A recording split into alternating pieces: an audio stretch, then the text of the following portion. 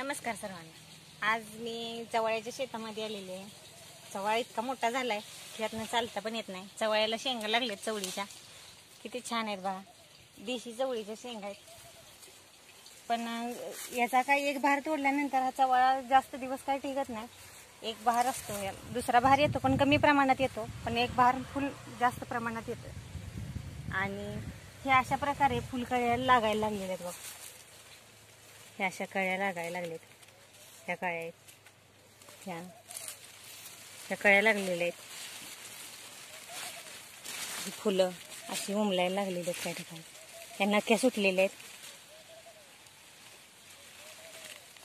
छान आलाय चवळा, पूर्ण त्यानं जेवढं सरीची बाजू आहे ती पूर्ण पॅक केलेली आहे।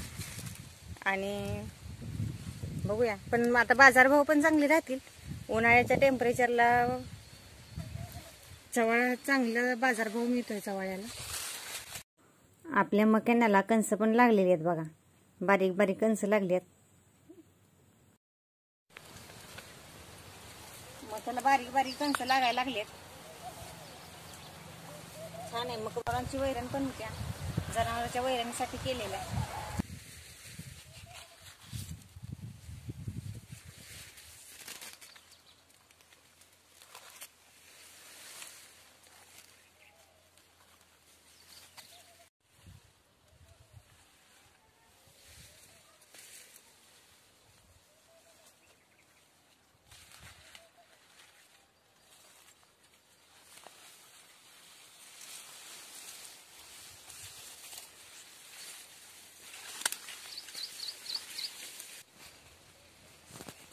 मका लावलेली आहे, मका काही चवळ्यामुळे लई मोठी झालेली नाही, तरी पण कंसायला लागले। जनावरांच्या वैरणीसाठी तेवढंच केलेलं आहे। कुठं कुठं मका टोकलेल्या बघू शकता, थोड्या प्रमाणातच केली आहे मका। तिकडे लहान आहे अजून मका, मागं पुढे झाले ते नंतर टोकलेले। त्या अगोदर त्याला बारीक बारीक शेंगा लागायला लागले। चवळा हा देशी आहे, देशी आहे, चवीला पण अप्रतिम लागतोय, छान लागतोय चवीला। चवळ्याची आमटी पण छान लागते याची। ह्या बघा चवळ्याच्या शेंगा किती छान आणि अप्रतिम दिसत आहेत। चवळ्यातलं बी बघा किती छान दिसतंय, कोवळी शेंगा आहे त्यामुळे सोलायला किती छान बी आहेत, ह्यात अप्रतिम दिसत आहेत।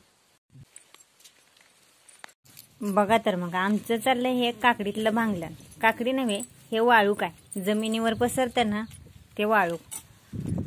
वाळकाची भांगलन चालू आहे आपली, कुठंतरी तण आलंय ते काढायचं चाललंय बघा। बारीक बारीक आहे, पण ती मोठं झालं की ती काकडीला कीड लागते, तण आलं की किडीचं प्रमाण पण लय वाढतंय, म्हणून आपण थोडा आहे तोपर्यंत भांगलून घेतोय।